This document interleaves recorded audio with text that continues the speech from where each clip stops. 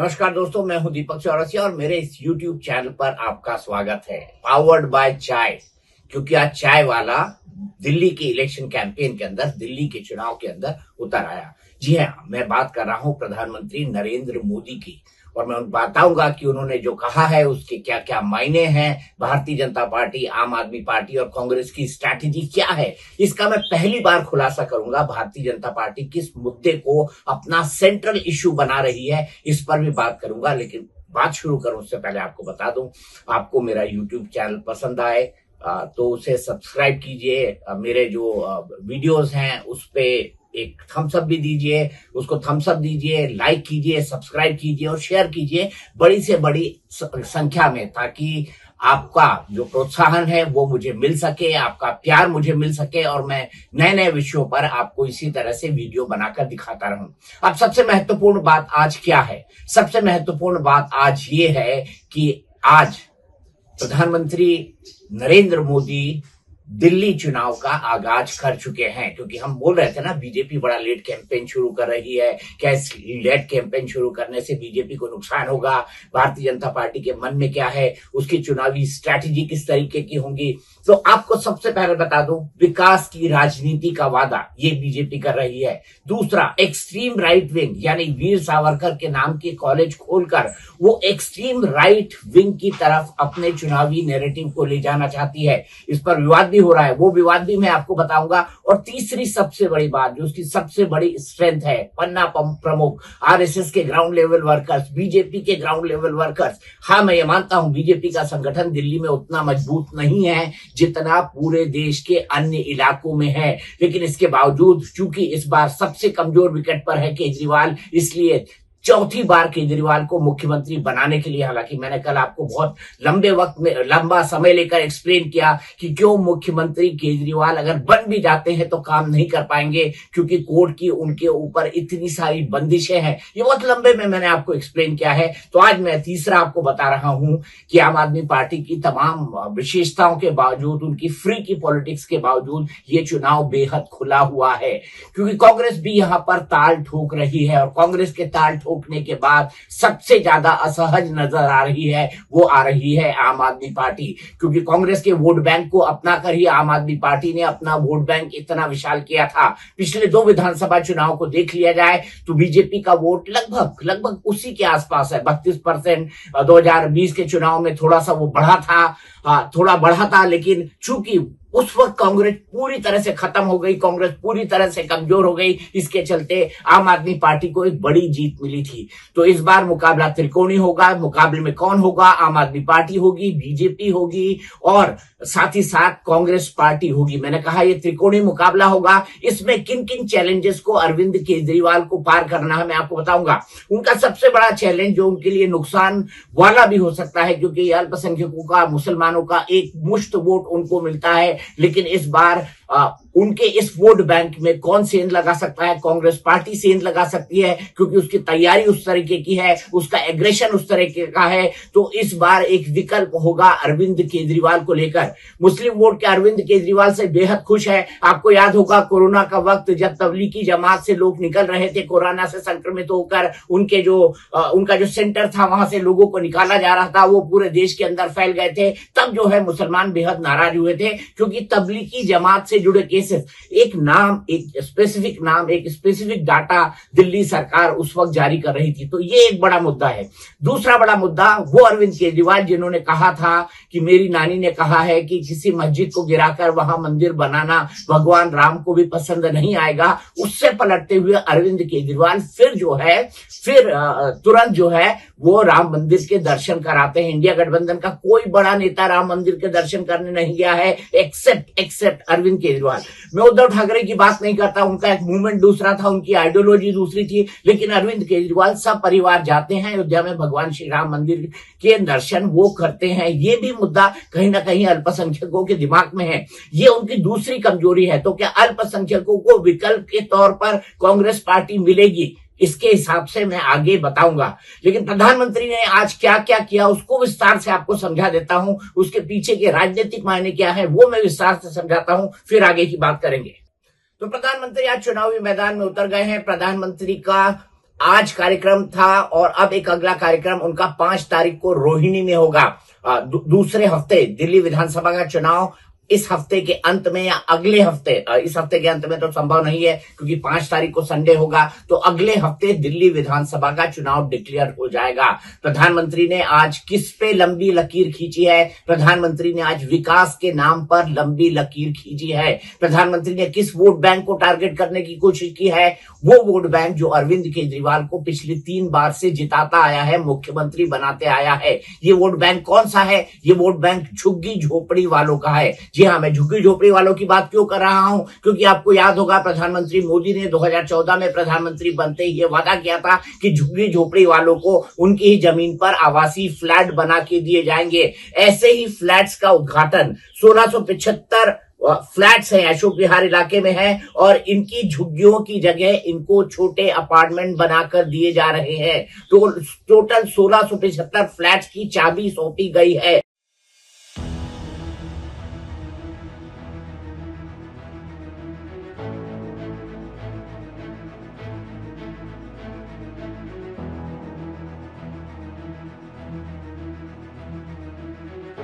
इस अपार्टमेंट का नाम रखा है स्वाभिमान अपार्टमेंट। अब मैं आपको बता दूं झुग्गी झोपड़ी के वोट बैंक की विशेषता क्या है। झुग्गी झोपड़ी का वोट बैंक जो है अनऑर्गेनाइज सेक्टर के अंदर आता है। यही वोट बैंक जिसमें दिहाड़ी मजदूर रहते हैं, ज्यादातर दिल्ली के वोटर भी हैं, लग के वो वोट करते हैं, जिनको प्रधानमंत्री की तरफ से भी कई बेनिफिट योजनाएं मिल रही हैं, जैसे फ्री अन्न जो आपको मिलता है, 5 किलो आज अनाज मुफ्त दिया जाता है। उसमें दिल्ली की एक बड़ी संख्या के वोटर हैं, उनको टारगेट करने की कोशिश की जा रही है। प्रधानमंत्री इन तमाम जन कल्याणकारी योजनाओं के बारे में बताएंगे। वैसे भी पहले भी कई बार बीजेपी के लोग कह चुके हैं कि आयुष्मान भारत योजना को जो है यहाँ पर लागू नहीं किया गया है दिल्ली सरकार ने, और दिल्ली सरकार इस पर यह तर्क देती है कि उससे ज्यादा का इलाज तो दिल्ली के जो निवासी हैं उनका वैसे ही हो जाता है। तो विकास योजनाओं पर बड़ी लकीर यहां पर प्रधानमंत्री मोदी खींचना चाहते हैं और इसीलिए आज जो हुआ है वो मैं बता देता हूं। झुग्गी झोपड़ी के वोट बैंक में सीएन लगाने की भारतीय जनता पार्टी की तैयारी है। वो उनको बताना चाहती है कि अगर हमने आपको फ्लैट्स का वादा किया झुग्गी झोपड़ी के बदले तो 1675 फ्लैट्स हम आपको दे रहे हैं, तो आने वाले समय में भी ये काम जारी रहेगा। तो एक तरह से झुग्गी झोपड़ी के लोगों को यह आश्वासन देने की कोशिश है ताकि थोड़ा वोट बैंक, देखिए कोई भी वोट बैंक 100% किसी को वोट नहीं देता, ताकि थोड़ा वोट बैंक भी अरविंद केजरीवाल से टूटकर बीजेपी की तरफ आ सके। झुग्गी झोपड़ियों में आरएसएस का काम, सेवा भारती का काम बहुत बड़ी संख्या में है। दिल्ली के लगभग हर झुग्गी झोपड़ी तक उनकी पहुंच है और खबर ये निकलकर सामने आ रही है कि आरएसएस ने जिस तरह से महाराष्ट्र और हरियाणा के चुनाव में गांवों पर जाकर कैंपेन किया, मोहल्लों में जाकर कैंपेन किया, घरों में जाकर कैंपेन किया, वो जनसंपर्क अभियान आरएसएस का चालू है। और वो ये भी बता रहे हैं कि अरविंद केजरीवाल भले से आपको बिजली पानी देते हो, लेकिन इसके बावजूद जो है भारत सरकार आपको क्या क्या किन किन योजनाओं का लाभ देती है। जैसे उज्ज्वला का सिलेंडर हो गया, जैसे उज्ज्वला के सिलेंडर पर सब्सिडी हो गई, जैसे हर घर को चूल्हा दिया गया, जैसे नल से जल दिए जाने की व्यवस्था अब की जा रही है। और दिल्ली में नल से जल एक बहुत बड़ी समस्या है, झुग्गी झोपड़ियों तक ये पानी उपलब्ध नहीं है और टैंकर माफिया दिल्ली में अरविंद केजरीवाल और आम आदमी पार्टी के न जाने कितने भरोसे के बावजूद जस का तस खड़ा हुआ है। आज प्रधानमंत्री ने जब अपनी चुनावी हुकार भरी, तब प्रधानमंत्री ने किस तरीके से भारतीय जनता पार्टी आने वाले समय में दिल्ली के लिए क्या करना चाहती है उसकी एक सौगात रखी।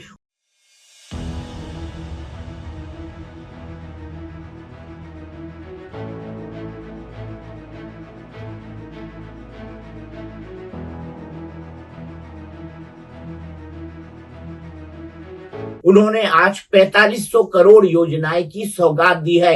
ये अपने आप में एक बहुत बड़ी बात है। तो 4500 करोड़ योजनाओं की सौगात दिल्ली को आज मिली है, ऐसे ही 5 तारीख को भी मिलेगी। प्रधानमंत्री ने इस मौके पर क्या कहा, आइए सुन लेते हैं।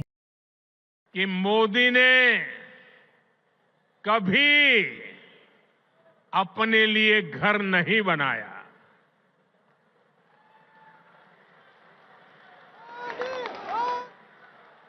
लेकिन बीते 10 वर्षों में 4 करोड़ से अधिक गरीबों के घर उनका सपना पूरा किया है।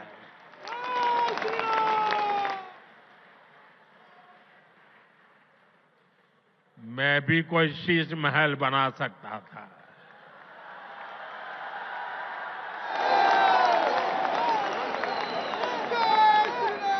लेकिन मेरे लिए तो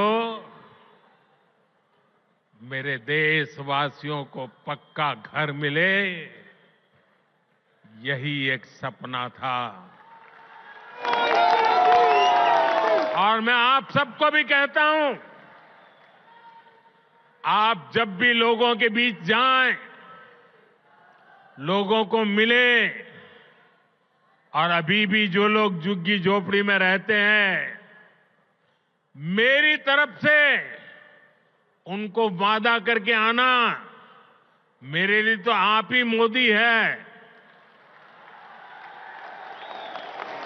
वादा करके आना, आज नहीं तो कल उनके लिए पक्का घर बनेगा, उनको पक्का घर मिलेगा।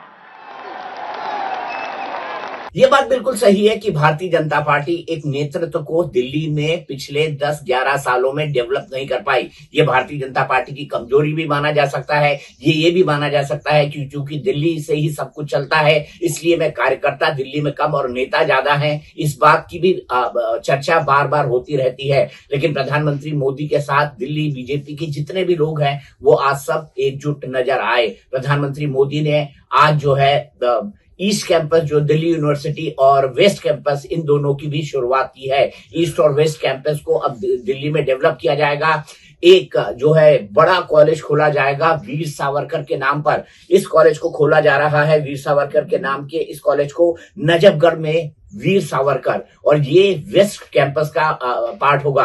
अभी मैं आपको समझा दूं, जो लोग दिल्ली को नहीं समझते हैं, नहीं जानते हैं, दिल्ली यूनिवर्सिटी के दो ही कैंपस हैं, दो ही बड़े कैंपस हैं। एक कैंपस है साउथ कैंपस, जो धौलाकुआं के आसपास पड़ता है, उसके आसपास कई सारे कॉलेजेस हैं, और दूसरा नॉर्थ कैंपस है, जहां पर दिल्ली के बड़े बड़े कॉलेजेस हैं और दिल्ली यूनिवर्सिटी का मुख्यालय भी है। ऐसे में जो अब दिल्ली बहुत बड़ी हो चुकी है, ऐसे में ईस्ट कैंपस और वेस्ट कैंपस दोनों की जरूरत महसूस की जा रही थी। और प्रधानमंत्री नरेंद्र मोदी ने आज 600 करोड़ रुपए की परियोजनाओं से दिल्ली यूनिवर्सिटी के इन कैंपसेस को शुरू कर दिया है, और जल्दी ही ये आकार रूप लेगा, ये मूर्त रूप लेगा। ये कैंपसेस इसलिए भी महत्वपूर्ण है क्योंकि शिक्षा के ऊपर बड़े सारे वादे अरविंद केजरीवाल ने किए हैं। भारतीय जनता पार्टी उसी शिक्षा नीति की काट करने के लिए ये दो बहुत महत्वपूर्ण अनाउंसमेंट कर रही है, और ये दो महत्वपूर्ण चीजों से, जो शिक्षा वाला नैरेटिव है कि हमने बेहतर स्कूल दिए, कॉलेज तो नहीं दिए ना, तो हमने बेहतर कॉलेज दिए, हमने दो यूनिवर्सिटी के कैंपस दिए, ये पूरे के पूरे चुनाव में प्रधानमंत्री और बीजेपी का एक नैरेटिव होगा। ये भी एक बड़ी बात है। और यहाँ पर जो नामकरण है वो वीर सावरकर के नाम पर किया गया है। यानी भारतीय जनता पार्टी एक राइट विंग की आइडियोलॉजी को और स्थापित करना चाहती है। आपको याद होगा, हाल ही के दिनों में पुजारी और ग्रंथियों को वेतन 18,000 रुपए का मानदेय देने की शुरुआत अरविंद केजरीवाल ने की है। हालांकि ये योजना शुरू नहीं हुई है, अभी इसका सिर्फ रजिस्ट्रेशन किया जा रहा है। मरघट वाले हनुमान मंदिर में जाकर अरविंद केजरीवाल ने इस रजिस्ट्रेशन की शुरुआत की थी। आपने देखा होगा, आम आदमी पार्टी और बीजेपी के वर्कर्स जो कॉर्नर प्लेस वाला हनुमान मंदिर है, जहां पर पहले अरविंद केजरीवाल को जाना था, वहां पर आमने सामने आ गए थे। जिसके बाद मरघट वाले हनुमान मंदिर जाकर अरविंद केजरीवाल ने रजिस्ट्रेशन की शुरुआत की है। लेकिन बीजेपी सवाल उठा रही है। वो ये कह रही है कि अरविंद केजरीवाल पुजारी और ग्रंथियों को वेतन दे रहे हैं अब 10 साल के बाद, तीसरी बार सरकार बनने के बाद, या तीसरी बार मुख्यमंत्री बनने के बाद, जबकि इमामों को वो पिछले कई सालों से, 10 सालों से न केवल वेतन दे रहे हैं, बल्कि उनका 17 महीने का वेतन भी फंसा हुआ है। तो यहाँ पर Arvind Kejriwal right wing politics को खेलने के कोशिश कर रहे हैं। अरविंद केजरीवाल सॉफ्ट हिंदुत्व की राजनीति को भी अख्तियार करते हैं, सार्वजनिक तौर पर हनुमान चालीसा पढ़ते हैं, बार बार हनुमान मंदिर जाते हैं। सालासर बालाजी भी वो गए, तो सालासर बालाजी में अरविंद केजरीवाल को मोदी मोदी के नारे सुनाई दिए। ये तस्वीर मैं आपको चलते चलते दिखा देता हूं। लेकिन स्वतंत्र वीर सावरकर के मुद्दे पर आज कैसे हुकार लगाई प्रधानमंत्री नरेंद्र मोदी ने, आइए सबसे पहले वो जान लेते हैं और ये समझ लेते हैं कि प्रधानमंत्री मोदी स्वतंत्र वीर सावरकर की बात करते करते हुए दिल्ली के विकास को किस तरह से संबोधित करते हैं। ये भी सुन लेते हैं प्रधानमंत्री मोदी ने आज क्या कहा। अन्ना हजारे जी को सामने करके कुछ कट्टर बेईमान लोगों ने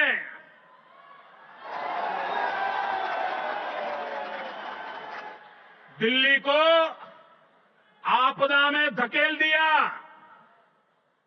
शराब के ठेकों में घोटाला, बच्चों के स्कूल में घोटाला, गरीबों के इलाज में घोटाला, प्रदूषण से लड़ने के नाम पर घोटाला, भर्तियों में घोटाला।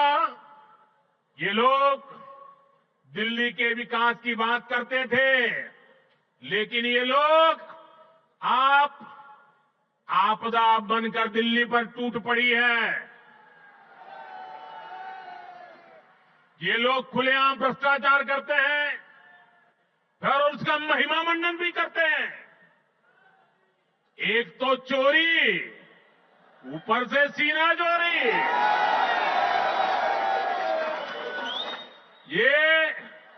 ये आपदा दिल्ली पर आई है और इसलिए दिल्ली वालों ने आपदा के विरुद्ध जंग छेड़ दी है। दिल्ली का वोटर दिल्ली को आपदा से मुक्त करने की ठान चुका है। दिल्ली का हर नागरिक कह रहा है, दिल्ली का हर बच्चा कह रहा है, दिल्ली की हर गली से आवाज आ रही है, आपदा को नहीं सहेंगे, बदल के रहेंगे। आपदा को नहीं सहेंगे, आपदा को नहीं सहेंगे, आपदा को नहीं सहेंगे। तो विकास की बातें कर रहे हैं, विकास का वादा कर रहे हैं। प्रधानमंत्री मोदी की आलोचना आप चाहे जैसे कर लें, चाहे जैसे गैर बीजेपी वोटर कई तरह के आरोप प्रधानमंत्री मोदी पर लगाता रहा है और लोकतंत्र में, स्वस्थ लोकतंत्र के अंदर आरोप प्रत्यारोप लगने चाहिए, लेकिन बिलो द बेल्ट हिट नहीं करना चाहिए। लेकिन नरेंद्र मोदी के आलोचक भी ये कहते हैं कि नरेंद्र मोदी के दिमाग में एक कॉन्सेप्ट है, जिन विकास योजनाओं को लेकर चलते हैं उसको मूर्त रूप तक पहुंचाते हैं। जैसे सेंट्रल विस्टा का प्रोजेक्ट, जैसे नई संसद का प्रोजेक्ट, जैसे नए सेंट्रल विस्टा के अंदर जो चेंजेस होने वाले हैं वो पूरा का पूरा प्रोजेक्ट, और साथ ही साथ जिस तरह से राजपथ को कर्तव्य पथ बनाया गया है, वहां पर सुभाष चंद्र बोस की मूर्ति लगाई गई है। साथ ही साथ अंबेडकर के जिन 5 प्रमुख चिन्हों को स्मारक के तौर पर डेवलप किया गया है, वो उनकी उस सोच को दर्शाता है। साथ ही साथ जो बड़े महापुरुष है, चाहे नेताजी सुभाष चंद्र बोस हो गए, चाहे सरदार वल्लभ भाई पटेल की दुनिया की सबसे ऊंची प्रतिमा हो गई, इसके पीछे नरेंद्र मोदी का दिमाग, नरेंद्र मोदी का कौशल रहा है। दिल्ली में भी आज 2 चीजों का उद्घाटन उन्होंने और किया। ये है जो सेंट्रल दिल्ली है उसको बेहतर बनाने के लिए नौरोजी नगर का वर्ल्ड ट्रेड सेंटर मेरे घर के बिल्कुल बगल में है। लंबे समय से इस पर काम चल रहा था और लंबे समय से वर्ल्ड क्लास ढंग से इसका निर्माण हो रहा था। तो नौरोजी नगर के इस वर्ल्ड ट्रेड सेंटर को भी समर्पित किया गया है देश के सामने। और सरोजनी नगर में जो आवासीय कॉम्प्लेक्स है, सरोजनी नगर का जो आवासीय कॉम्प्लेक्स है, उस आवासीय कॉम्प्लेक्स को भी आज देश के नाम समर्पित कर दिया है प्रधानमंत्री मोदी ने। तो ये प्रधानमंत्री नरेंद्र मोदी की विकासवादी राजनीति है और इस विकासवादी राजनीति के सहारे नरेंद्र मोदी दिल्ली चुनाव के अंदर अपनी एक नई लकीर खींचना चाहते हैं। लेकिन यहाँ पर परंपरागत वोट और परंपरागत वोट बैंक की रणनीति से भी सामना होगा। यहाँ पर यह देखना महत्वपूर्ण हो जाता है कि आने वाले चुनाव में कांग्रेस किस तरह से अपने कैंपेन को आगे बढ़ाती है। कांग्रेस ने स्ट्रैटेजी के तौर पर आम आदमी पार्टी के बड़े नेताओं को घेरने की कोशिश की है। इसीलिए मैंने आपको लगातार बताया है कि किस तरह से मनीष सिसोदिया और अरविंद केजरीवाल को घेरकर संदीप दीक्षित को उतारा गया है। संदीप दीक्षित अभी इस वक्त पूरी की पूरी कैंपेन लीड कर रहे हैं। संदीप दीक्षित इस बात की चुनौती दे रहे हैं कि आपने मेरी मां को बदनाम किया था। संदीप दीक्षित जो है लोगों के खिलाफ मुकदमे भी कर रहे हैं। इस बात पर वो मुकदमे कर रहे हैं कि आपने मेरे और मेरे परिवार के बारे में झूठा प्रचार किया, मुझ पर यह आरोप लगाया कि आप भारतीय जनता पार्टी से पैसे लेकर चुनाव लड़ रहे हैं। वो मुख्यमंत्री आतिशी से इसके सबूत मांग रहे हैं या फिर डिफेमेशन का केस जो है चलाने की वो धमकी दे रहे हैं। उनका नोटिस पहुंच चुका है। तो कांग्रेस किस तरह से चुनाव लड़ती है इस पर भी काफी कुछ डिपेंड करेगा। Bharatiya Janata party ground level पर क्या करती है इस पर भी काफी कुछ डिपेंड करेगा। भारतीय जनता पार्टी ने आज अपने कैंपेन की एक तरह से अपरोक्ष रूप से शुरुआत करी। दूसरे हफ्ते के अंदर चुनाव डिक्लेयर होने वाले हैं और दूसरे हफ्ते के अंदर जब चुनाव डिक्लेयर होंगे उसके बाद ये देखना बेहद महत्वपूर्ण हो जाता है कि पॉलिटिकल पार्टीज अपनी कैंपेन को किस ढंग से ले जाती है। जातिगत समीकरणों को देखना बेहद महत्वपूर्ण हो जाता है कि हर कॉन्स्टिट्यूएंसी के नए नए जातिगत समीकरण क्या कहते हैं। अभी तक आपको पता है कि दिल्ली के अंदर जितने भी लोकसभा के चुनाव हुए 2014 से लेकर आज तक सातों की सातों सीटें बीजेपी ने जीती है, लेकिन विधानसभा चुनाव में आम आदमी पार्टी कहीं ना कहीं भारतीय जनता पार्टी को पीछे धकेल देती है। क्या भारतीय जनता पार्टी इस ट्रेंड को रिवर्स कर पाएगी? और सबसे बड़ी बात, लोग ये कह रहे हैं कि अब अरविंद केजरीवाल राहुल गांधी के सहारे हैं। राहुल गांधी के सहारे कैसे हैं कि राहुल गांधी अगर उनकी प्रत्यक्ष या अप्रत्यक्ष रूप से मदद नहीं करते,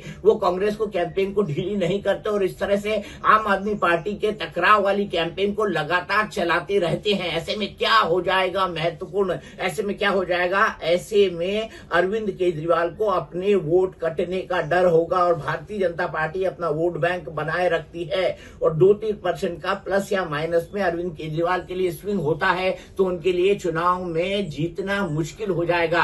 अभी भी अरविंद केजरीवाल के हिसाब से देखा जाए तो चुनाव में उनकी पार्टी आज की तारीख में दिल्ली में मानूं तो अपर एज में है, लेकिन कांग्रेस कमजोर टक्कर नहीं दे रही है और भारतीय जनता पार्टी इस बार करो या मरो के साथ चुनाव के अंदर उतरेगी। तो देखना महत्वपूर्ण हो जाता है कि आने वाले समय में बीजेपी अपने कैंपेन को किस तरह से आगे बढ़ाती है।